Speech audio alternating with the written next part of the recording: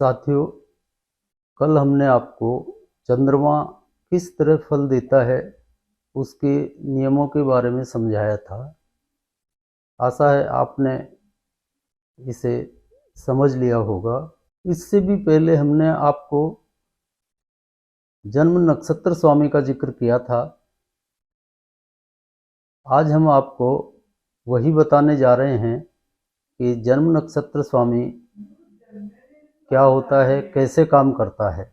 यह तो आप सभी जानते होंगे कि जन्म के समय चंद्रमा जिस नक्षत्र में होता है उस नक्षत्र का स्वामी ही जन्म नक्षत्र स्वामी होता है, और यह जन्म नक्षत्र स्वामी उम्र भर अपने फल देता है। इसके प्रभाव से कोई भी अछूता नहीं रह सकता। आज हम आपको मेष लग्न में यदि चंद्रमा ही जन्म नक्षत्र का स्वामी हो तो क्या फल होगा, यह बता रहे हैं। और इसके फलों को एक सामान्य श्रोता भी जानकर और साथ में हम इसके उपाय भी बता रहे हैं। उन उपायों को अपनाकर अपना बढ़िया भविष्य बना सकता है। पहली बात तो ये, जो कि सिर्फ चंद्रमा के साथ ही घटित होगी। मेष लग्न में चंद्रमा सिर्फ 3 भावों में होगा, द्वितीय, षष्ठ और दशम, तो ही नक्षत्र स्वामी होगा, नहीं तो चंद्रमा नक्षत्र स्वामी नहीं हो सकता। इसलिए हम आपको इन्हीं तीनों भावों के बारे में बताएंगे कि चंद्रमा यदि इन भावों में हो तो नक्षत्र स्वामी होकर वह क्या फल देगा। मेष लग्न में चंद्रमा यदि द्वितीय भाव यानी अपनी उच्च राशि वृष में हो तो वह रोहिणी नक्षत्र में होगा, और यदि षष्ठ भाव में होगा तो वह अपने हस्त नक्षत्र में होगा, और दशम भाव में होगा तो वह श्रवण नक्षत्र में होगा। इन नक्षत्रों को आप संख्या से देखेंगे तो रोहिणी नक्षत्र 4 नंबर पे आता है, हस्त नक्षत्र 13 नंबर पे आएगा, और श्रवण नक्षत्र 22वें नंबर पे आता है। तो इसे समझ लेना कोई बहुत कठिन काम नहीं है। यदि आपकी जन्म कुंडली में चंद्रमा इन भावों में विराजमान है तो आप समझ लीजिए कि चंद्रमा ही आपका नक्षत्र स्वामी होगा। इसके फलस्वरूप यह उम्र भर अपने फल आपको देता रहेगा। वो चाहे अच्छे हों बुरे हों, वो उसकी स्थिति पर निर्भर करता है, जो आगे हम देखेंगे। एक बात और समझ लीजिए कि दशा, अंतर्दशा, महादशा अन्य भी आती रहेंगी जाती रहेंगी, लेकिन इस चंद्रमा ने जो तय कर दिया वो सब भी इसके अधीन ही रहती हैं। मतलब कि नक्षत्र स्वामी को ओवर रूल कोई भी प्लैनेट नहीं कर पाएगा। इसलिए आप इसको बहुत ध्यान से सुनिए। आप खाली जिज्ञासु भी हैं, अपना भविष्य भी जानना चाहते हैं, तो यह आपके लिए बहुत ही काम की जानकारी सिद्ध होगी। इसे आप भाग्य का ग्रह भी समझ सकते हैं। ये जन्म नक्षत्र स्वामी भाग्य को तय कर देता है, आप ये समझ लीजिए। अब हम इस नक्षत्र स्वामी होने के नाते चंद्रमा के तीनों ही भावों में अलग अलग फल और उनके कुछ उपाय यहाँ बताएंगे। आपका मेष लग्न है और चंद्रमा दूसरे भाव में बैठा है। इस स्थिति में आपका लग्नेश होगा मंगल, और ये चंद्रमा वृष राशि में रोहिणी नक्षत्र में बैठा होगा। इस नाते यह नक्षत्र स्वामी होगा, और इसकी जो स्थितियां हैं उसका आपको उम्र भर फल मिलता रहेगा। जिन लोगों का मेष लग्न में दूसरे भाव में चंद्रमा स्थित होता है वो मन के अधीन ज़्यादा रहते हैं। जातक मीठा बोलने वाला, गुणी और चंचल मन का स्वामी होता है। जिस तरह मन स्थिर नहीं हो पाता, इसी तरह आपका मन भी स्थिर नहीं होगा, चंचल प्रवृत्ति के रहेंगे। भावनाओं के वशीभूत होकर आप प्रतिपल अपने निर्णय बदलने वाले स्वभाव के होंगे। आप किसी भी निर्णय पे अडिग नहीं रह पाएंगे। प्रेम और वासना के लिए सदैव लालायित रहने वाले होंगे। प्रेम के लिए आप किसी भी सीमा को लांघ सकते हैं।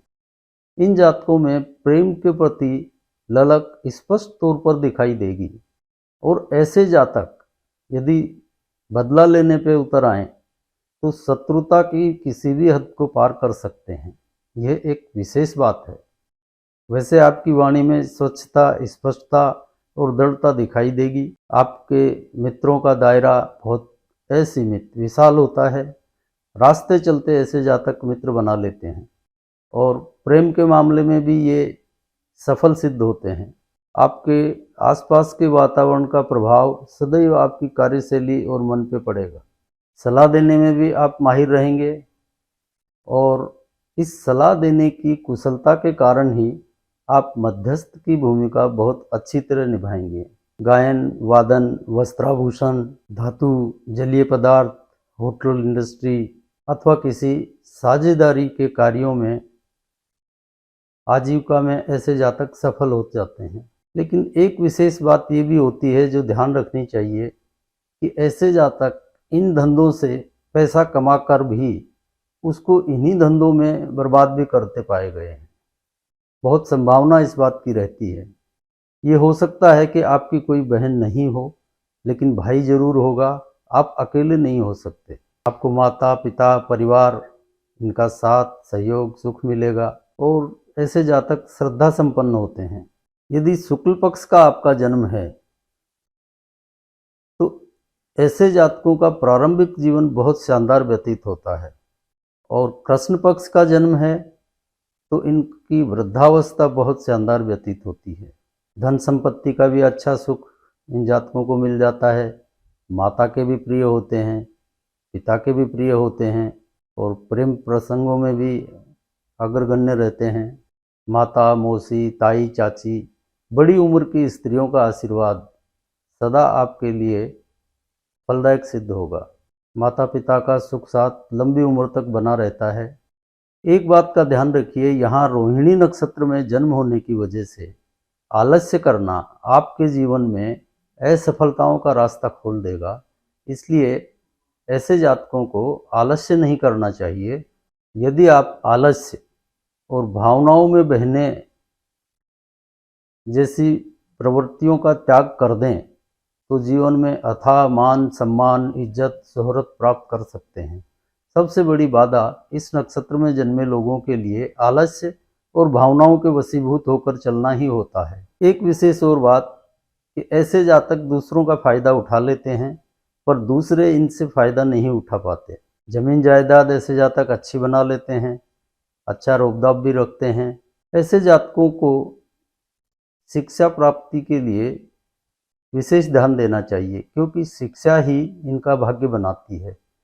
पढ़ी हुई शिक्षा इनके लिए काम आती है और वो जीवन में इनको आगे बढ़ाने का काम करती है। आपकी स्वयं की आर्थिक हैसियत बहुत अच्छी रहेगी, लेकिन आपकी ससुराल की हैसियत आपसे कमतर होगी। इन जातकों की आयु के 9वें, 18वें और 36वें वर्ष में माता को किंचित कष्ट बीमारियों का सामना करना पड़ सकता है। वैसे भी आपका झुकाव माता की तरफ अधिक रहता है और माता की ही ज़्यादा सुनते हैं।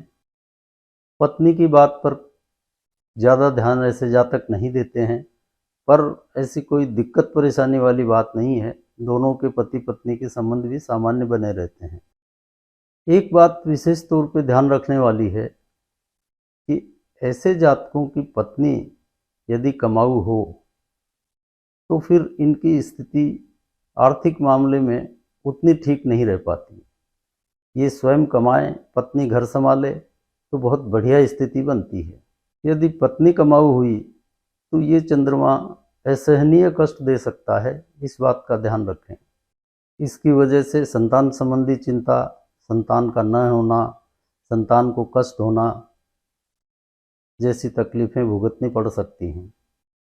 पत्नी के कमाऊ होने की वजह से आपकी स्वयं की आर्थिक स्थिति कमतर होती जाएगी और ससुराल की स्थिति सुधरती जाएगी। इसलिए ऐसे जातकों को ये चाहिए कि ये स्वयं कमाएं, पत्नी घर संभाले तो बहुत अति उत्तम स्थिति यह चंद्रमा बना देता है।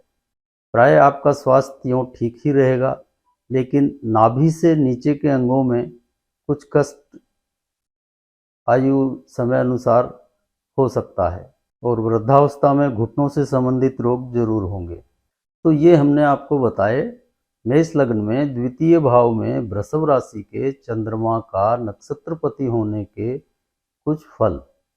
अब हम आपको कुछ उपाय बताते हैं जो आप अपनी दिनचर्या में शामिल कर सकते हैं। इसकी वजह से इस चंद्रमा के नेगेटिव फल आपको ना मिलके सिर्फ पॉजिटिव फल ही मिलते रहेंगे। एक तो अपने जीवन काल में कहीं भी किसी मंदिर, धर्म स्थान, खेत, जंगल, कहीं भी एक जामुन का पेड़ लगवाएं और उसकी देखभाल करें। वो बड़ा होता जाएगा, वैसे वैसे आपका भाग्य भी चलता जाएगा, बढ़ता जाएगा। समय समय पर जल का दान करते रहें, कहीं प्याऊ लगवाएं, कहीं पानी पीने की व्यवस्था करवाएं, तो ये बहुत उत्तम फल देगा। माता पिता के चरण नित्य स्पर्श करें। एक नियम बना लें कि सोमवार के दिन दूध का दान करें, भले ही 100 ग्राम, 200 ग्राम, किलो, आध किलो, जो आपकी जैसी श्रद्धा हो, दूध का आप हर सोमवार को दान जरूर करें। आप नियमित रूप से इन उपायों को करते रहे तो आपका आने वाला जीवन प्रशस्त होता रहेगा। मेष लग्न के छठे भाव में हस्त नक्षत्र में विराजित चंद्रमा, जो कि कन्या राशि में है और राशि स्वामी यहाँ पे राहु होगा, इसका प्रभाव जातक के जीवन पे किस तरह पड़ता है, अब ये आपको बताते हैं। यह कुछ ऐसा ही फल देता है कि जैसे आप अच्छा करेंगे अच्छा फल मिलेगा, बुरा करेंगे बुरा फल मिलेगा, यानी जैसी करनी वैसी भरनी, कुछ इस तरह के फल यह चंद्रमा देता है। शिक्षा के क्षेत्र में भी यह परेशान करता है, दिक्कतें देता है, शिक्षा के क्षेत्र में बहुत व्यवधान पैदा करता है और आगे जीवन में भी यह व्यवधान ही पैदा करेगा। ऐसे जातकों की संगति कुछ असामाजिक किस्म के लोगों से भी हो जाती है, किंतु इन जातकों की मानसिक और नैतिक विकास की संभावनाएं बलवती बना देता है ये चंद्रमा। शारीरिक स्वास्थ्य भी कोई बहुत अच्छा नहीं रहता, कब्ज, छाती, श्वसन, गला, इनसे संबंधित कुछ ना कुछ कष्ट चलता ही रहता है। रोग, ऋण, शत्रु, मानसिक संताप, दिमागी उलझन व भ्रमपूर्ण स्थितियों का सामना करना पड़ता है। लेकिन एक बात है, आर्थिक और व्यक्तिगत कठिनाइयों के समय इन जातकों को कहीं ना कहीं से दैवीय सहायता जरूर मिल जाती है, जिससे कि ये इससे पार पा लेते हैं। यदि ये जातक घर परिवार का पूरा ख्याल रखें और संयुक्त परिवार में रहें, अपनी पारिवारिक जिम्मेदारियों को निभाते रहें, इस हस्त नक्षत्र में विराजित चंद्रमा के बहुत बढ़िया फल भी मिलते हैं। यदि ऐसा नहीं हो तो रोग, ऋण, शत्रु, अपमान, चिंता, मातृ सुख में कमी, यश, मान, सम्मान में कमी तथा भौतिक सुखों में कमी जैसे दुष्फल भोगने ही पड़ते हैं। अतः इन जातकों को चाहिए कि अपनी पारिवारिक जिम्मेदारियों को निभाएं, परिवार में सबसे मिलकर रहें, तो ये इन परेशानियों, कष्टों से बचे रहेंगे। जीवन में आगे बढ़ने के लिए इन जातकों को अपने मन पे संतुलन रखना बहुत आवश्यक है। ऐसे जातक जितनी अधिक इच्छाएं, लालसाएं जीवन में रखेंगे, उतना ही ज़्यादा तकलीफ उठाएंगे। रात का समय, लोभ की मात्रा ज़्यादा, चतुराई, काला रंग और शूद्रों जैसा आचरण व नौकरी करना, ये सभी इन जातकों के दुर्भाग्य का कारण बनती हैं। धन व सुख की कमी का कारण भी यही बातें बनेंगी, यह ध्यान में रखें। वैसे ये जातक स्वतंत्र विचारधारा वाले होते हैं, किसी की दासता, अधीनता, गुलामी करना पसंद नहीं करते। ये जातक स्वतंत्र व्यवसाय करें या पैतृक व्यवसाय को आगे बढ़ाएं, पिता के लगाए गए व्यापार रूपी वृक्ष को आगे बढ़ाते रहें तो जीवन में उन्नति करते जाते हैं। इन जातकों को व्यक्तित्व निर्माण में भी बहुत परेशानियों का सामना करना पड़ता है। इनका व्यक्तित्व बहुत प्रभावशाली और ज़्यादा आकर्षक नहीं होता है। आलस्य, अश्रद्धा, नास्तिक विचारधारा, पराये धन की लालसा, रात को देर तक घर से बाहर घूमना फिरना, यानी जिसको हम रात्रिचर कहते हैं, इन सब बातों की वजह से और ज़्यादा दुख बढ़ जाते हैं। अतः इनसे बचिए। ज़्यादा आशाएं इच्छाएं रखेंगे वो कभी पूर्ण नहीं होंगी और वो दुख का कारण बनेंगी। इन जातकों को जीवन में जो कुछ मिलता है वो आकस्मिक रूप से मिलता है, यानी आकस्मिकता ही इनका प्रारब्ध है। इनको जो कुछ भी मिलेगा वो आकस्मिक मिलेगा और दिन के समय मिलेगा, रात को नहीं मिलेगा। वैसे इनका भाग्योदय पुत्र प्राप्ति के बाद हो जाता है, उसी अनुपात में इनका भाग्य प्रबल होता चला जाता है। इन जातकों का भाग्य माता के पुण्य और पुत्र की पैदाइश से जुड़ा होता है। पुत्र पैदा हो गया उस दिन इनका भाग्य चल निकलता है। माता पुण्यवान हुई तो माता के पुण्य ही इनके काम आते हैं। ये फलते फूलते जाएंगे, कोई तकलीफ नहीं होगी। लेकिन इसके विपरीत परिस्थितियों में पीड़ा उठानी ही पड़ेगी। कहीं ना कहीं लोभवश जुए, सट्टे, लॉटरी, शेयर, इन धंधों में नुकसान उठाना पड़ता है। इन सब कार्यों से बचना चाहिए। इन जातकों को आत्मिक गुण, व्रत, उपवास, श्रद्धा, इन गुणों का विकास करना चाहिए, जो इनके भाग्य निर्माण में सहायक सिद्ध होगा। जो भी आपका इष्ट देव हो उसकी पूजा अर्चना करते रहिए। निश्चित ही आपके भाग्य को ऊंचाई की तरफ ले जाने का काम होगा ही। जीवन में किसी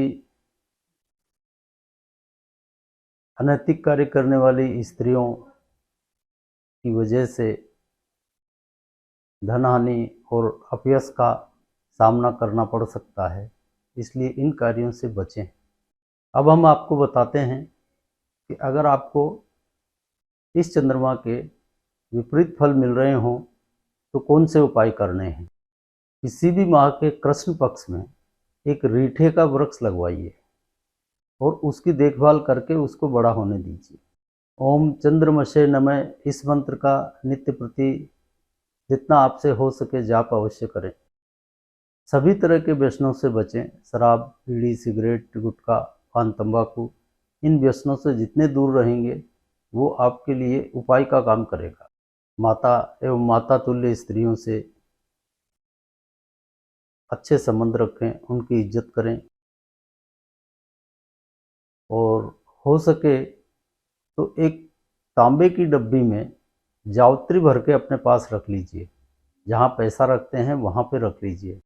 प्रत्येक रविवार और सोमवार को गाय के घी की स्वयं शरीर पे मालिश कीजिए, फिर उसके घंटा आधा घंटा बाद स्नान कर लीजिए। साप्ताहिक रूप से ना हो सके तो माह में एक बार तो अवश्य करें। प्रत्येक सोमवार या माह के एक पहले सोमवार साधु फकीर किसी को दूध से बनी हुई मिठाई दान किया करें। मात्रा जो भी आपसे संभव हो, भले 50 ग्राम दें, 100 ग्राम दें, 1 किलो दें, जैसी आपकी श्रद्धा हो वैसी, लेकिन करें अवश्य। अब हम बात करते हैं मेष लग्न में दशम भाव मकर राशि में श्रवण नक्षत्र में चंद्रमा हो तो नक्षत्रपति के नाते इसके क्या फल होंगे ये आपको बताते हैं। यह चंद्रमा आपको विकास और सम्मान की अनंत संभावनाएं प्रदान करता है, लेकिन ये सब अनित्य और अस्थिर होगा। ऐसे जातकों को जीवन में अनेक बार कार्य व्यवसायों में परिवर्तन करना पड़ता है और कर्मफल में एक तरह की निराशा प्राप्त होती है। अपने कार्य व्यवसाय में सफलता के लिए अपने चित्त की स्थिरता बनाए रखना बहुत आवश्यक है। इस पर आप ध्यान दें, कार्य करें, भले योग मेडिटेशन से करें या जैसे भी हो। चित्त की स्थिरता आपको व्यवसाय में सफल बनाने में सहायक सिद्ध होगी। जीवन में बाजारू स्त्रियां, प्रेमिका, ये आपका धन बर्बाद करवाएंगी, अतः इनसे जितना हो सके बचें, दूर रहें। यही कर्म बर्बादी का कारण भी बन सकते हैं, इसलिए विशेष रूप से ऐसे संबंधों से अपने आप को दूर रखें। तो यह बहुत उत्तम होगा। शिक्षा भी आपकी सामान्य और अपूर्ण ही रहेगी। अपूर्ण से मेरा मतलब ये कि जो आपने टारगेट बनाया है उस टारगेट तक आप नहीं पहुंच पाएंगे। बहुत संभावना है कि आप पैतृक व्यवसाय करें, आप कर्म को ही प्रधान मानने वाले भी होंगे। मेष लग्न में श्रवण नक्षत्र में स्थित दसम भाव में चंद्रमा होने की वजह से इन जातकों के प्रेम विवाह की संभावनाएं अति प्रबल हो जाती हैं, क्योंकि यहाँ चंद्रमा चतुर्थी से और अपने भाव से दसम में नक्षत्र स्वामी होकर बैठा है। अगर इनका प्रेम विवाह नहीं हो तो इनके पोस्ट मैरिटल अफेयर होने की बहुत ज़्यादा संभावनाएं बन जाती हैं। विवाह उपरांत पोस्ट मैरिटल अफेयर्स की वजह से धन का नाश, अपयश इनका सामना करना पड़ता है, अतः इन कार्यों से इनको बचना चाहिए। प्रेम विवाह हो जाता है तो बहुत बढ़िया, सफल रहेगा, कोई परेशानी नहीं आएगी। लेकिन अरेंज विवाह की स्थिति में इस बात का ध्यान रखना बहुत अति आवश्यक है। इन जातकों को छोटे भाई बहन, नौकर चाकर, इनका सुख सहयोग नहीं मिल पाता है। पहली बात, हो सकता है छोटे भाई बहन हो ही नहीं, हो तो उनसे सुख नहीं मिलेगा। इसी तरह नौकर भी इनके जी के जंजाल ही सिद्ध होते हैं। ये जातक जितना ज़्यादा धर्म का आश्रय लेंगे उतना ही इनका भाग्य फलता फूलता जाएगा। छोटे भाई बहन, नौकर चाकर और गलत खान पान, ये इनके लिए फलदायक नहीं सिद्ध होंगे। एक बात और, ऐसे जातक जीवन में जब भी नुकसान उठाते हैं अपनी जिद, अति उत्साह और क्रोध में उठाते हैं, चाहे सामाजिक क्षेत्र हो, पारिवारिक हो, व्यावसायिक हो, किसी भी क्षेत्र में जहां इन्होंने जिद की और नुकसान उठाया। अतः इनको जिद, क्रोध और अति उत्साह से हमेशा दूर रहना चाहिए। जीवन में जितनी जिद बढ़ाएंगे उतना ही धन और सुख से हीन होते जाएंगे और इस जिद का खामियाजा बहुत बुरा भुगतना पड़ता है। इस बात का ध्यान रखें। यदि संयुक्त परिवार में रह रहे हैं तो सबको इज्जत दे के चलिए, प्रेम से रहिए। ऐसा करने पर यह चंद्रमा आपको मालामाल करने में भी देर नहीं लगाएगा। तो इन बातों का आप विशेष ध्यान रखें। अब इस जन्म नक्षत्र की पॉजिटिविटी पाने के लिए कुछ उपाय आपको बताते हैं, क्योंकि ये चंद्रमा तो आजीवन आपको फल देता ही रहेगा। अतः इसके नेगेटिव फलों से दूर रहें, पॉजिटिव फलों को उठाएं और जो कुछ उपाय हम आपको बता रहे हैं उनको जीवन में शामिल कर लें तो ये बहुत पॉजिटिव रहेगा। सबसे पहला काम, पोस्ट मैरिटल अफेयर, पर स्त्री संबंध, इनसे दूर रहें और नियमित रूप से रुद्राभिषेक किया करें। रुद्राभिषेक में करना कुछ नहीं होता है। जल ली, जल में एक चुटकी चावल डाला, शिवलिंग पे ओम नमः शिवाय बोलते हुए श्रद्धापूर्वक चढ़ा दिया, बस हो गया रुद्राभिषेक। इसको नित्य अपनाइए, नित्य करिए। भगवान विष्णु के मंत्र का जाप भी कर सकते हैं। नहीं हो तो जीवन काल में एक बार किसी ब्राह्मण से करवा लें। खुद कर सकें, एक माला, दो माला, जैसी भी, तो खुद कर लें तो अति उत्तम, नहीं तो किसी योग्य पंडित से एक बार करवा लें। और घर में सप्ताह में एक बार गूगल की धुनी अवश्य दिया करें। सोमवार को शिवलिंग पर श्वेत रंग के पुष्प अवश्य चढ़ाएं। जब रुद्राभिषेक करें उसी समय पुष्प भी अर्पित करें। तामसिक आहार से दूर रहें और सबसे जरूरी चीज, जीवन में जिद, अति उत्साह और क्रोध से बचें। ये तीनों चीज ही आपके लिए बहुत नुकसानदायक साबित होंगी। जीवन का कोई भी क्षेत्र हो, इन चीज़ों से बच के रहें। आज हमने आपको मेष लग्न में चंद्रमा के नक्षत्रपति होने की स्थिति, जो कि 3 प्रकार की बनती हैं, उनका फल और उपाय बताया। इसको अपनाकर कोई भी जातक फायदा उठा सकता है, उसका जीवन सुगम होगा। तो कोई बहुत लंबे चौड़े उपाय ऐसे नहीं हैं। अब अगले पार्ट में मिलते हैं किसी नए टॉपिक के साथ। तब तक के लिए जय जय सिया राम।